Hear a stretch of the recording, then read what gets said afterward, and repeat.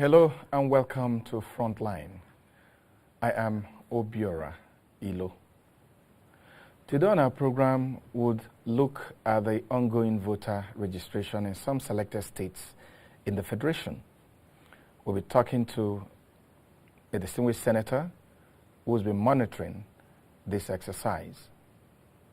Also on our program today, we'll talk to Group Captain Joe Orji, former Governor of Gombe State, who is a federal government nominee to the National Conference. We'll be looking at what's happening at the National Conference, what opportunities delegates have had, and the optimism of those that are at the conference. Also, we'll be bringing you an interview we had with veteran journalist Orji Orji, who has written a book about his over 30 years experience as a journalist. Joining me right away is distinguished Senator Ayogo Eze. Senator, you're welcome. Thank you. Well, the registration exercise is going on, and you've kept a tab on it, you've monitored. How would you describe the exercise so far? Well, I think that I will right away commend the Independent National Electoral Commission for creating this opportunity for our people, because the success of every election is founded on a credible voter database. And if we get it right at the level of registering voters and enabling them to participate, then we're sure that the election will be smooth. That is why the Senate was also concerned. On Wednesday, we brought up a motion where we were talking to INEC about what has happened in the 10 states that are being done right now, because the exercise is in two folds. The first fold is release of the cards of those who were successfully registered. The second stanza is the one that started on May 28th, which is ending on June 1st, which is registering fresh voters, but more importantly, capturing a lot of people whose data were wiped out from what was done previously, or whose data were not properly captured. Since the motion on the floor of the Senate, we urged INEC to make sure that they extend the thing beyond the 3 or 4 days that they were envisioning because of the number of people that were involved. In Benue State, we have about 600,000 people. In Akwa Ibom, about 200 and something thousand. In Enugu State, about 600 or 700,000 people that whose names were completely out of the register. And in our wisdom, we thought that the period that had been provided was not going to be enough. And as if we were guided by some instincts, the exercise started on the 28th, and there's so much problem everywhere. The machines are not working. Some of the machines did not come with ink. Some of them did not come with cable. And a lot of hysteria. We're receiving calls from all over that this exercise will only be successful if it is duly extended and thoroughly pursued. And that's the information we have. I believe that Nigerians have a responsibility to ensure that this exercise succeeds. On the part of the people, I understand that there's a lot of eagerness for them to be registered. But a lot of them come out and then they sit all through the day, and then the machines function for 5 minutes and they break down. Some of them don't function at all. In fact, the Bishop of Nsukka Diocese was on the phone with me this afternoon, and he said old women, children, and old men had been gathering in a number of registration centers within his diocese, and they are not getting opportunity to register. So I think I want to use this opportunity to reiterate the fact that INEC should heed the call of the Senate, that this exercise should be extended. In fact, the Senate, in one of the resolutions, asked that every 2 weeks, INEC should go to every polling center in the country with the machines to ensure that people are registered. Because I think that will accord with the desire of the president to conduct a credible election in 2015. Well, last weekend I flew back to Enugu, my state, and to do the voter verification. And I must say that in 5 minutes I was done, and I felt that a lot of progress was being made. But it's actually disheartening to hear that there are hiccups here and there. But let's go back specifically to your senatorial zone where you represent, the Nsukka senatorial zone, the Enugu North senatorial district. How has it been specifically? What challenges are you having? There are a lot of challenges there because the whole local government, Iwetiti, was wiped out of the register completely. They don't have anything. They're starting afresh. And they have been calling me because, one, the machines that were deployed were not sufficient, and two, the machines are breaking down. In fact, the honorable representing Iwetiti and Ozowan was on the phone with me yesterday, and she was complaining that if it continues at this pace, the people will be disenfranchised. I've also received calls, even from outside my senatorial district, from Kano West local government in Enugu East senatorial district, that the exercise is still in fits and starts. The machine comes on and the machine goes off. And people are on their own going to procure ink and procure materials, which ordinarily should have come from the warehouse of INEC. I don't know, because I tried to speak with the national chairman of INEC. I called him, his phone was not going. I sent him an SMS. Up to now, he has not responded, because I intended to speak to him to bring all these matters and complaints to his attention. Also, one of the largest local governments within my senatorial district, Nsukka local government precisely, 90-something, in fact, 98% of the voters were wiped out. And they too, they've been calling with a lot of anxiety that they are not able to get something that will give them confidence that they'll be able to replace the voters, because they have about 200-something thousand people on the old list. This has been wiped out. Igbetiti had 190-something thousand people. That had been wiped out. The same with Nkano West. And in pockets, in Udi local governments, in Ogu local government, some parts of Oji River, in nearly all parts of Enugu State. And the same thing in Akwa Ibom, the same thing in Benue, and in varying degrees in all the 10 states where the exercise is going on. We want INEC to know that the success of 2015 will depend on the success of what is going on now. What you described was not an accreditation. You went to collect your card. That's a different process. Collecting a card is coming and finding your name on the list, doing a thumbprint and picking up the card.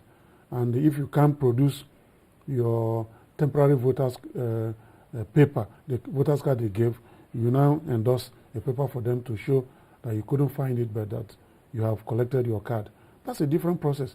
Even that one, we've advised INEC that they should make sure that they keep going to population centers, the market squares, and the areas where the people live until everybody has taken his card. A kind of continuous exercise.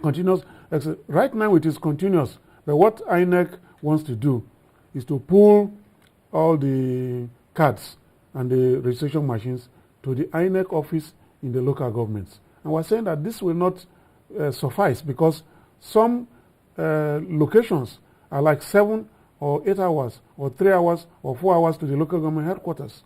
And these are people who are already feeling that they've been disenfranchised deliberately. So they need to take it to them. You need to take it to them, because where's the motivation to make them travel 7 hours, 3 hours or 4 hours, and then they arrive and the machines are not functioning? Okay, Senator, you've talked about these challenges and there's a lot of apprehension. Yes. So as we end our conversation, what would be your advice to the people? Because I think there have to be some patience. Yes. There has to be... I was coming to that, that I also need to advise our people that the process of defending your franchise is a very serious process. They have to be very painstaking. They should keep faith with the process, because I know that INEC means very well. They are very determined to make it work. Even the machines that are faulty were supplied by Nigerians. They were not supplied by INEC. So if this box stops on INEC's table, but I think that a lot of Nigerians along the line should take the the blame for what has happened, because somebody brought those machines, knowing that those machines are not completely dependable. And that's why a lot of names cannot be found anymore. So I want to advise our people to be patient with INEC, to go out to the centers and make sure that they participate and be part of what is going on. Well, you've heard it from Senator Ayogo Eze. We have to persevere, we have to be patient, we have to understand that it's not easy to defend the power your vote gives you. Distinguished Senator, thanks for your time. Thank you very much. When we return, we'll be talking to a delegate to the national conference as we look at the processes of coming to some of the decisions that most of the committees have come up with. Don't go away. When television was invented, it was not only to entertain, but to tell stories of heroes on the pains of the weak, to reveal the big secrets and report the little things that matter, to unveil the complex issues and bring reports of events and personalities that shape our lives. Open your mind to true television with Frontline. Hot, incisive, in-depth, straight to the point. Frontline, wherever the news is. And joining me is Group Captain Joe Orji. Dr. Orji is former military administrator and pioneer governor of Gombe State. He's also a member of the National Assembly. He's a delegate of the federal government. You're welcome, Group Captain Joe Orji. Thanks a lot. And Pleasure. I will start by asking you, you've been here for a while at the national conference. Can you describe the mood of that conference for those of us that are not there? Yes. First of all, I want to express my gratitude to the communications, AIT, for making this opportunity available to me. I quite appreciate.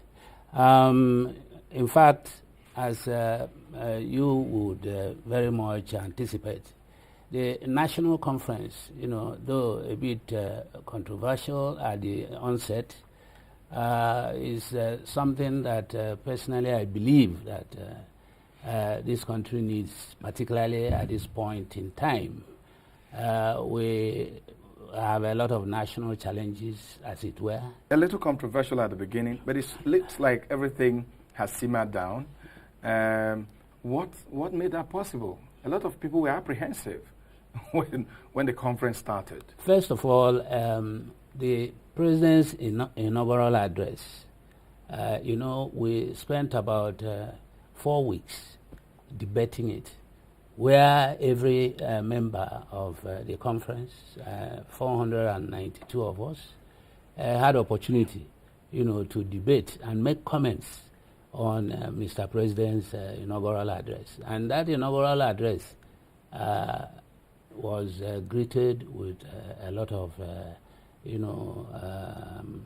happiness by all the conference members, mostly.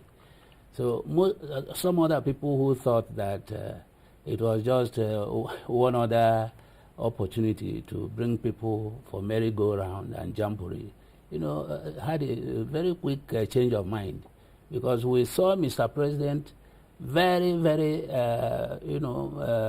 lucid and very, very factual and full of a lot of honesty in his presentations.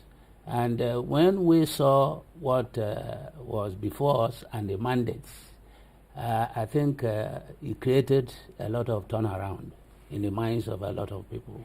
492 delegates. Some people have said that maybe delegates won't have enough time to actually make suggestions or make input. You are a delegate. Do you think that those of you participating in this conference, you've had the opportunity, to bring your opinion I mean, to the conference? Do people have enough time to bring the opinion, make their arguments? I should admit that generally that has been achieved or is being achieved, because there is no way you can, be so generous and liberal with time and still, it will be satisfied, or it will be enough for people to say yes. They can spend one day talking. One person can spend a day talking. Yeah. And it depends on the quality of what he's saying and the quality of thoughts and the logics of, presentation. If you give too much time as well, then people can derail into delving into areas that will bring a lot of disharmony. So I think so far, delegates were allowed, for instance, to debate on the inaugural address of Mr. President for about 5 minutes, and that was enough. If there was anything you felt strongly that you didn't cover during your own opportunity to speak, then you can pass it over to your next neighbor to help you also complete, because it's not everybody too that would like to be verbose. Some will get up and say, look, so much has been said by people on the positive side, I endorse. So for such people and many more, you can also chip in additional ideas you want to, bring in. And so it is at the point of, the discussions, because we had opportunity of going into committees, 20 committees, and these 20 committees, served under definite, areas of challenges, which, in the wisdom of every one of us at the end of it, because we expanded, Mr. President's mandate. Mr. President's mandate were about 11 or 10, but in the wisdom of the totality of the conference, speaking the minds of most Nigerians, these areas of challenges were expanded to about 20. So we formed 20 committees, and some committees had more than 24 members. For instance, as you would expect, areas that touched on politics, devolution of power, and power structure, and what form of government, for instance. Those areas had more people. In which committee did you serve? I served in the national security, where there were about 24 members. Would you give us some high points of your committee? That's right. Security also has become a major issue in the country today. Yeah. And most of the media outfits, that is what dominates. And unfortunately, as you may have observed, most people, a lot of people have turned security experts overnight. And a lot of people have continued to go into areas that are not actually, they are not properly qualified and properly, tutored to handle. It's a very serious issue, and it's a very, it's an area that when you comment, you have to be extremely nationalistic and patriotic. But most commentators, from what I read in the newspapers or watch, most of them lose that trend. This is our country, and we have no other place. You have to ensure that whatever you are saying or doing is contributing towards remedying whatever shortfalls. Because security, as it were, is everybody's business everywhere, particularly the challenges where we find ourselves now. So what we are talking of, we looked at the armed forces, okay, who are, supposedly the, people that everybody is looking upon, to address the current challenges posed by the insurgency and the likes, and other criminal gangs. Then the police, what is it that is also the problem with the Nigerian police? And what can we do to enhance, the public perception of the Nigerian police force and the other intelligence agencies, the DSS, comprising of the NIA. Did you talk about collaboration between these arms? Yes, because in totality, in discussing the security question, it was one of the areas we discovered that we needed to do a lot of surgical operations in terms of tinkering with the coordination. Because for whatever you do, and you are not properly, like in this studio, if you are not properly coordinated, whatever the efforts individually or departments make, you will not achieve the real objective. Okay, so we'll address the issue of coordination of various departments of the security services. Okay, we'll talk more about what your committee is bringing to the conference, which I'm sure will be debated in due time. That's right. But we'll take a break and bring in my conversation with the former governor of Abia State, who recently got a little controversial when he said that if care is not taken in how we address the insurgency in the country today, that President Goodluck Jonathan may be the last president of Nigeria. We'll take that interview. You were reported recently to have said that President Jonathan may likely be the last president of Nigeria. A lot of people don't quite understand what you were saying. Can you tell us what you were saying when you said that President Jonathan may be the last Nigerian president? What I was saying is very clear. And I said, unless the political class, the business class, and the military class, and all people, both farmers, come together to help in this insurgence. If the insurgence continue the way it's going, that Jonathan will be the last president of Nigeria, because nobody will take this bombing everywhere.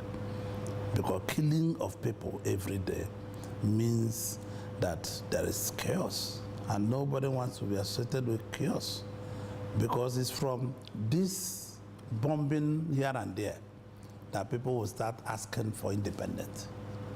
It happens, but God forbid, we want our country to remain one, a strong country. Other countries are adding European Union, are extending their boundaries. So why should we allow ourselves to be able to divide our country? It's not about Jonathan. It's not about who is minister or who is governor. It's about the nation. Jonathan is not, our president is not the owner of this country. Neither is the ministers are owners of this country. We collectively own this country. So we must come out openly, as we are coming now, to be able to solve the problems of insurgents, to be able to reach out to Boko Haram formally and informally. And this is what I have always said. It's not about government. Businessmen own this economy. In the United States, do you hear anybody talking about Obama? All the billionaires, they don't know who Obama is. They don't even record with him, because the entrepreneurship, the economy is stabilized. People are talking about economy. So I want people to come together. We're almost getting there, where rebasing the economy is very good, where the economic sector will drive the economy instead of the government sector. And this is what we see Mrs. Iwala is trying to work out. And we will be able to, economy driven by the economic indices, and no longer by, this is the only country in the world that is governed by rumor. This is the only country in the world that somebody will stay in Biafra and say something, and it looks like truth. So we must come together. Most of the political, business class, military class, farmers, they know the roots of this insurgents. They should come together and say, we must stamp out this insurgents. We'll stamp it out. Specifically, what should the business class do? I've heard people say that, look, political parties should come together and forget opposition and forget government and work hard to address this situation. The business class, and some of these other groups of people you're talking about? What can they do specifically to help Mr. President solve this problem? This is a bipartisan decision that will be made by Nigerian people. It's no longer politics, because it's not about APC, it's not about PDP, it's not even about individual. It's about our country. Commerce are no longer driven. I'm talking on point of commerce. People should come together. The National Security Advisor should be able to call a conference of eminent people, few people in attendance by the president. And they will set up committees and strategize on how to end this insurgents. These people doing this insurgents are our brothers. They are not from heaven, they are from here. They are from communities all of us belong to. They are from villages all of us are known. Most villagers know who they are. Most farmers know who they are. Most businessmen know who they are. So it is good we give peace a chance and call a mini summit and invite them directly or indirectly. We can discuss with them in Cameroon, we can discuss with them in Chad, we can discuss with them in Sudan, we can discuss with them in London, we can discuss with them anywhere, so that we'll be able to come together and plead with them and say, this is our country. Country is in the verge of collapse. We are facing a lot of pain. This is pain. We are in civil war. This is civil war. There's no civil war that is bigger than what Nigeria is going through today. So we must come back as Nigerian people to put our feet down collectively and be able to work together. Some people say that Boko Haram may not be in the frame of mind to negotiate with anybody. And they cite some instances where government tried to reach them through the back channels. Do you think that that time is ripe now for government to engage Boko Haram? They are human beings. They have blood flowing in them. They will be able to negotiate. They are talking to a lot of journalists. They are talking to a lot of newspaper houses. They are talking to a lot of television houses. They are reaching out to Boko Haram. So government should go formally or informally to reach out to them. They are human beings. We will sit down and negotiate these issues. These issues are about negotiation. These issues are people who are saying that government cannot negotiate with Boko Haram are not realistic about the nation. There is no, even after war, gone and gone, you still go to the table to negotiate. So I believe government should set up informal channel to be able to negotiate with Boko Haram and stop this insurgency. This economy, in my opinion, will be the largest economy, fifth largest economy in the next 5 years.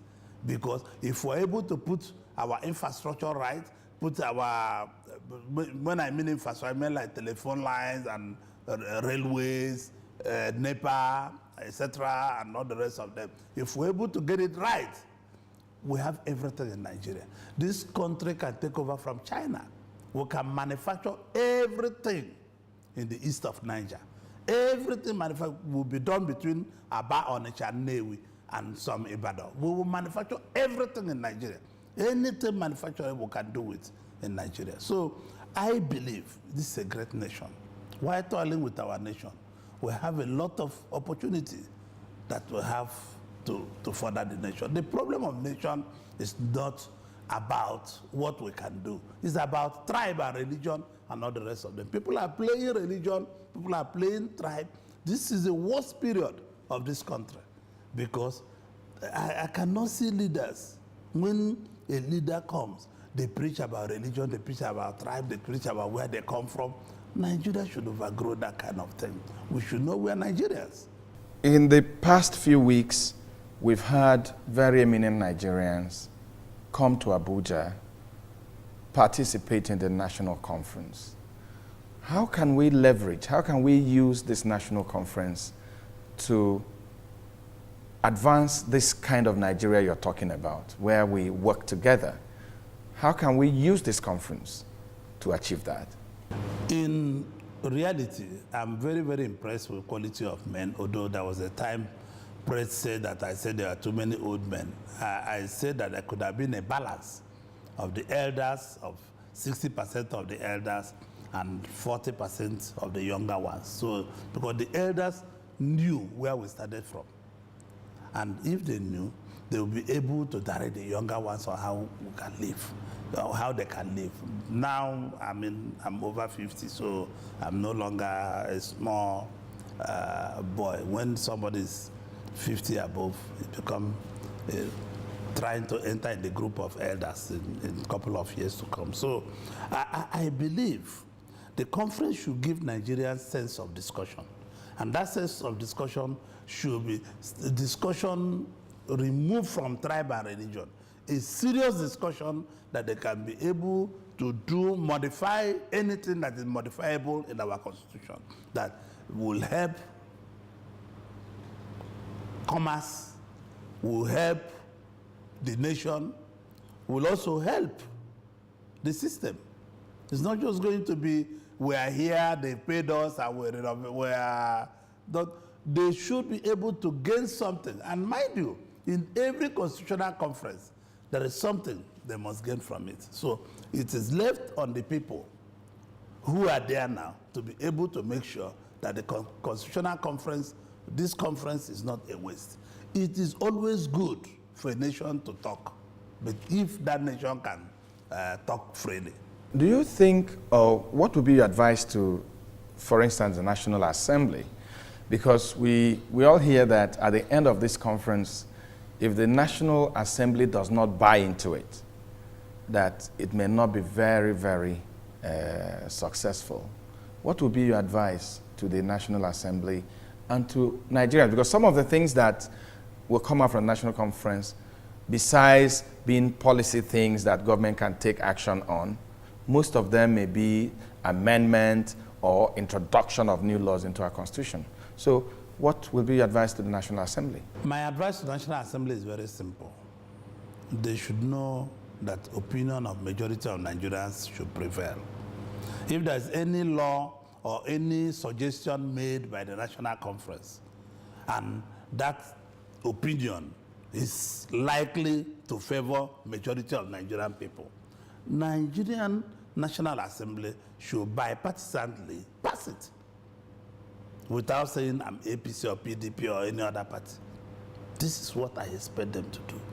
The legislature supposed to be men of honor that at all times must face the truth at all times. Okay, on a lighter mood, you are supporting the Nigerian community in Maryland in putting together a golf charity tournament to raise money for the less privileged in Nigeria. Why are you giving that support at this time? In all my life, I have played a part of always helping the downtrodden. I have never shied away in doing it in every little way I can and big way I can. I have lived my life for other people. Even my family members know that. My parents know that, my siblings know that, my friends to large extent also know that I have put in my life just in working for others. And this is why I wanted the golf tournament, which is going to be held on 7th of July, June, sorry.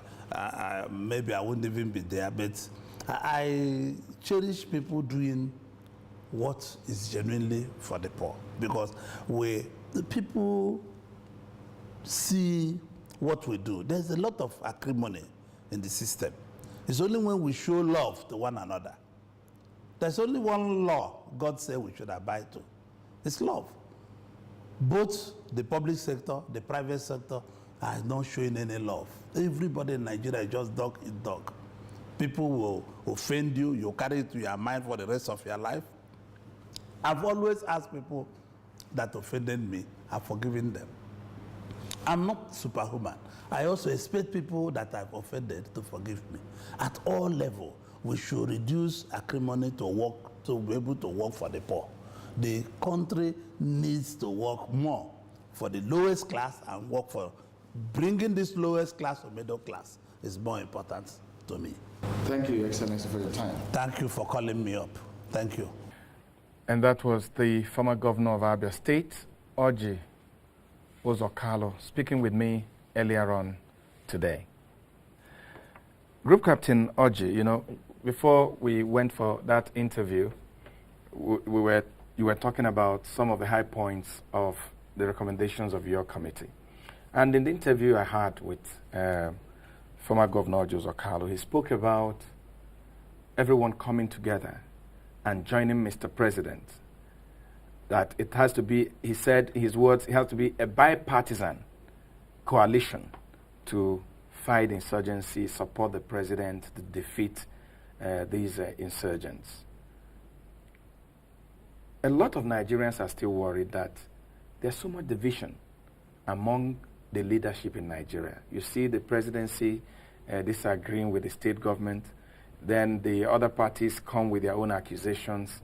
And some people are saying that this is a national problem, not a sectional or party problem. How should we be moving now at this time to, in resolving these security challenges? I agree totally that this is not an issue of Mr. President is doing this or is doing that. It's a national challenge. War situation, insurgency situation is a national issue and it's a global issue. So that for anybody who is trying to politic around it is, missing the track. Because it's an issue that all Nigerians should be extremely committed into finding solutions in collaboration with the global world. Because it's been this issue, you can trace the problems of this insurgency from strictly in 4 dimensions. The so-called Yusuf's perspective, Abubakar Yusuf, from the perspective of religion, from the perspective of politics, and from the perspective of Shekau, that is now global. So you need to understand what it is before you formulate strategies to address, the issue. And first of all, you have to curtail, you have to stop them. Then the next stage is to ensure that you forestall, exacerbation of that. Okay. So that it doesn't go further. And so, to my mind, it is not an issue of President has goofed or he has not goofed, or President has done this or he has not done that, or the armed forces, castigation of armed forces. No, it doesn't bring any good dividends. Because I can, as a boy, about 14 and a half, 15, in Biafra, I remember that I fought. I was in the army. It was a total conviction of the people that they had to engage the opponents to survive. From the oldest man to the youngest man, that campaign, it went all down. And even the oldest women or men who could not be actively involved in the war front had to offer things to soldiers freely. They had to be part of the movement. Are you saying that that kind of commitment is lacking today?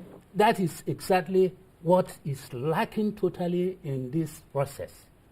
So I don't see what is happening today as Mr. President's problem. It is a Nigerian problem. It is a global problem. One of the issues the Boko Haram insurgency has brought to the fore is, as it concerns national security, the relationship between the federal arm and the state arm. Some people are talking about state police and a federal police. I've heard people say that if the governor of Borno State, for instance, has his own police, he would have been doing some work even before the federal forces are invited. How did your committee, looking at this situation we have today, how did you X-ray the relationship between the federal control of the police and the relationship between the police and the state governors? First of all, I want to say personally that in curtailing insurgency or terrorism, it does not start and end with military or police force. You have to look at the issue of governance. You have to look at the socio-political situation. Yeah? All of them, together in totality, when applied, will, address such issues. So the issue of, giving state police or not giving state police, there are arguments for and against, and, they are weighted. But it is obvious that if we are running a kind of a unitary police system, the federal police system, over the years, and the Nigerians are not getting, their value for money, there is an opportunity to look at it again and find out what we can do in order to enhance the policing of the people and the entire nation state. So the issue of state police, as it were, had its own merits, and but we were also, like in my committee, also concerned with some signs and symptoms of wanton abuses which could be inherent. There are, I don't want to mention areas, but it is so evident that even with the example you are giving, if he has not understood that it is not an issue of this party versus this party, or he against Mr. President, or the people there against Mr. President or for Mr. President, if the man, the leadership, has not understood that it is beyond that, what is facing the nation as a whole, then whether you give him state police or not, it is immaterial.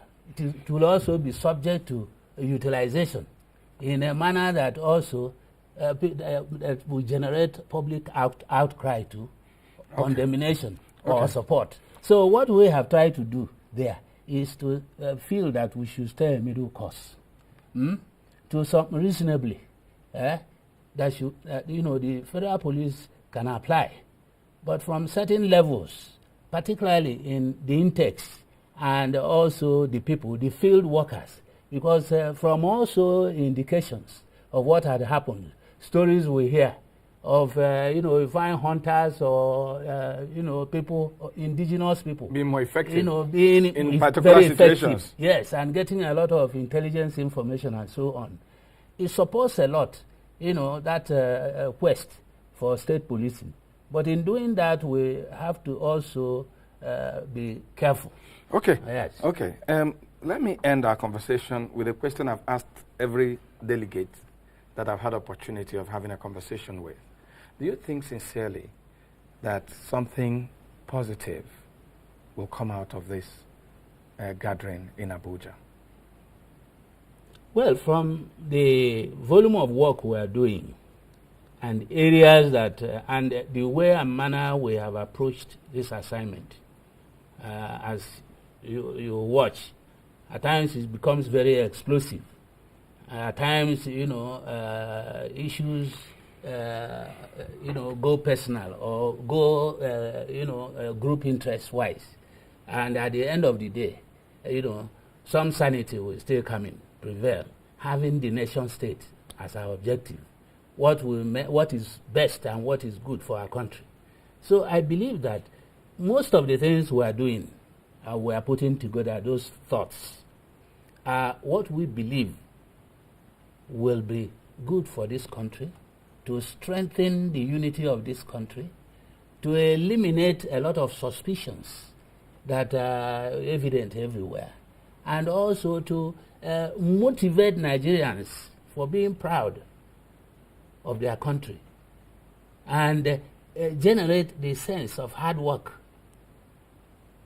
Because, you know, when people feel that governance is okay, for instance, and they are looked after, then in turn, their civic responsibilities, you don't need to police them or ask him for. So I believe that if consensuously what we are putting down, we take Mr. President's words and his demeanor for it when he spoke to us, if all the totality of all these things, and is able to integrate these ideas that we're generating, these recommendations that we're making, into what he is doing with the National Assembly, the executive and the legislative arms, if they are able to marry these things properly into the system, the Constitution and others, Nigeria will be better for it, because the dream which had been harped upon by Mr. President is that he wants to see a country of the second centenary, that is the next 100 years, at the end of it, that a country that has been blended into one country, not several countries. Well, Yes. we have to end our conversation on this optimistic note. Group Captain Joe Orji, former military administrator and pioneer governor of Gombe State, and member National Conference, federal delegate, I want to thank you for coming. Thanks a lot. On Thank you. Frontline. Nice. And when we return, we'll be bringing you the interview we had last Sunday with Orji, Ogbonnaya Orji, a veteran journalist. Don't go away. This party chairman a few months ago got up and told the whole country that Boko Haram were freedom fighters. Now, in any other country in the world which was facing an Islamist insurgency where people are being slaughtered, and the chairman of the ruling party will get up and say that those insurgents are freedom fighters, this will be a reason to ask the gentleman to resign. Hello and welcome to Frontline, your Sunday show. I am Obiora Ilo. Welcome back. It's Frontline, and in the studio I have veteran journalist Orji Ogbonnaya Orji. Orji Ogbonnaya Orji has authored a book, the first one was his memoirs about his service at Aso Rock as a reporter covering the presidency. He has written a second one which chronicles his work as a broadcast journalist in the last 30 years. The book is entitled What They Don't Teach You in Broadcasting. Orji Ogbonnaya Orji, you're welcome. Thank you very much. Let me start by congratulating you on your PhD. How do I say it? Congratulations. Thank you very much. Thank you very much. So let's start with your PhD. What was your focus in that particular program? Well, that program was also part of diversification because after our years in broadcasting and journalism, I also think I saw a lot of relationship. I began to develop interest in development issues. Development issues in terms of how does politics relate with the economy? What's the connection? And how would economic issues interpret political development? How would political development interpret economic issues? Is there any connection with impact to people's rising demands for water, for electricity, for roads, and for infrastructure, social security, among others? So I began to develop interest in political economy. And of course, my first training, my first studies was in mass communication. Then I veered into political science, where I had a BSc. Then I had to take up political economy, master's degree, and I began to be much more interested. So I took it up to PhD level. I finished 2012, defended 2012, and I think well, congratulations. Well, and you've come out with a book, What They Don't Teach You in Broadcasting. What are you trying to say? The book is not out yet. I understand it will be presented sometime this week. Yeah, it will be presented on June 5. Okay, on June 5. Here So in what Abuja. is the book about? Well, from years of industry experience and then also my relationship with the universities, I also found out very clearly that there is a huge gap between what we learn or teach in school and the actual work when the work begins. For instance, here in the studio, I see a lot of studio hands. The only people that the viewers or the listeners see are the two of us talking, and then you asking questions and myself answering. But beyond that, there are a lot of human activities going on. So I think the book, I became much more interested, having worked in various aspects of the broadcast industry. I began my career essentially in the administration department, and then I had to move to the programs department, and then later on to news, where I had I spent much more time. And within that period, I came to a conclusion that having studied mass communication myself, there appeared to be a very huge gap. And that gap is widening on the day. And it doesn't seem to me that there is an intervention to address that. And that's why most of our graduates in this field find it difficult to fit into the industry. Some are underemployed, unemployed, or even unemployable. In my current job, currently as Director of Communications in Haiti, I come face to face with these issues every day. And I think before I finally leave the stage, it's important to leave something for posterity to support this effort by the industry and the school to build a very working bridge, a functional bridge between theory and practice. That's essentially why I decided to do this book. And that's why I said, what they don't teach you in broadcasting. The content of the book contains essentially those issues that you can never know about except you work in the industry. Okay, Oji, share with us one of the experiences you've brought out in this book about the job you have done. I mean, to balance your objective of, bridging the gap between school and practice.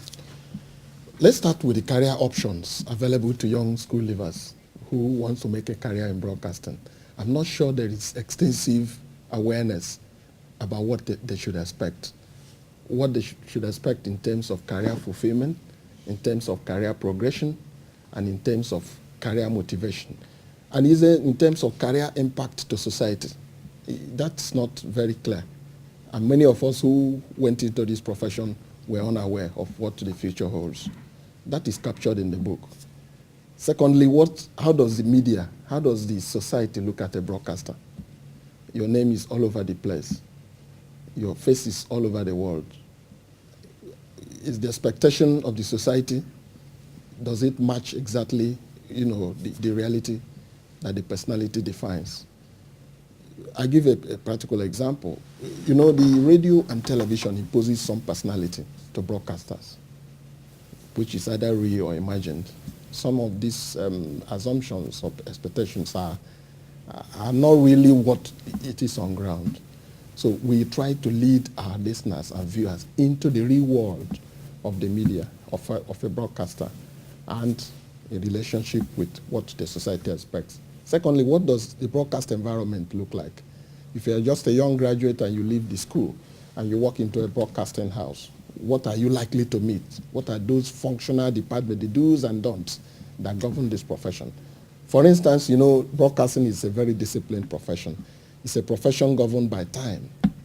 Time regulates every activity in the industry. How does a broadcaster program himself, his attitude and behavior to be able to fit into this kind of environment? What constitutes broadcast environment?